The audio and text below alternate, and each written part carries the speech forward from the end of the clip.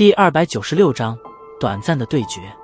大厅中忽然爆发而起的凶猛劲气，迅速地将周围的视线吸引了过来，带的这些目光瞧着那满脸凶戾的青年后，皆是一愣，旋即将幸灾乐祸的视线投向那正与青年对视的萧炎身上。显然他们都是认出了这位在帝都拥有着极大名声的年轻人。终于打起来了吗？大厅中，小公主含笑着摇晃着透明酒杯中的红酒，轻声笑道：那是木战。围在小公主周围的人中大多都是贵族子弟，因此一眼便是认出了那满脸凶戾的青年，当下脸色微变的失声道：他们之中的很多人当年都吃过这个家伙的亏，